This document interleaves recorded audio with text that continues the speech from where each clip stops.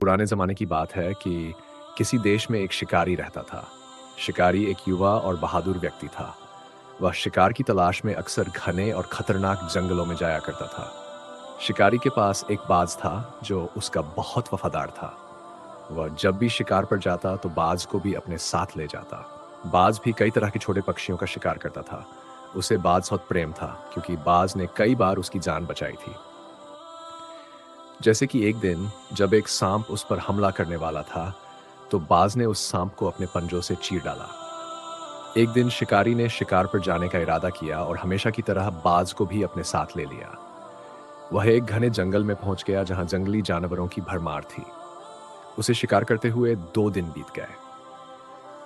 तीसरे दिन अचानक वह रास्ता भटककर एक रेगिस्तान में जा पहुंचा जहां चारों ओर सिर्फ रेत ही रेत थी। उसने रास्ता ढूंढने की बहुत कोशिश की, लेकिन वह सफल नहीं हो पाया। गर्मी के कारण उसे पानी की बहुत ज़रूरत महसूस हो रही थी, लेकिन आसपास कहीं पानी नहीं था। भटकते हुए उसे एक छायादार पेड़ दिखाई दिया। शिकारी प्यास और थकान से टूट चुका था, इसलिए उसने रेगिस्तान में छायादार पेड़ का मिलना अपने लिए वरदान समझा। शिकारी उसके नीचे जाकर बैठ गया। बाज भी उसके पास ही बैठ गया। अभी थोड़ी ही देर हुई थी कि अचानक पेड़ से पानी की बूंदें टपकने लगीं। वह बहुत प्यासा था। उसने अपने सामान से एक कटोरा निकाला और उसे वहां रख दिया जहां बूंदें गिर रही थीं, और यह भी नहीं सोचा कि आखिर पेड़ से बूंदें क्यों गिर रही हैं। थोड़ी देर बाद कटोरे में इतना पानी इकट्ठा हो गया कि वह पी सके।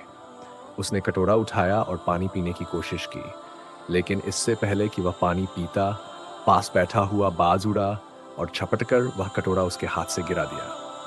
बाज द्वारा इस तरह पानी गिराने पर उसे बहुत गुस्सा आया है, लेकिन उसने खुद को रोका और फिर से खाली कटोरा उठाकर उसी जगह रख दिया जहां अब भी बूंदें गिर रही थीं। कुछ देर बाद फिर से कटोरे में पानी इकट्ठा हो गया, तो उसने दोबारा हाथ बढ़ाकर कटोरा उठाने की कोशिश की, लेकिन बाज बड़ी तेजी से झपटा और उसके कटोरा पकड़ने से पहले ही गिरा दिया। इस बार शिकारी अपने गुस्से पर काबू नहीं रख सका।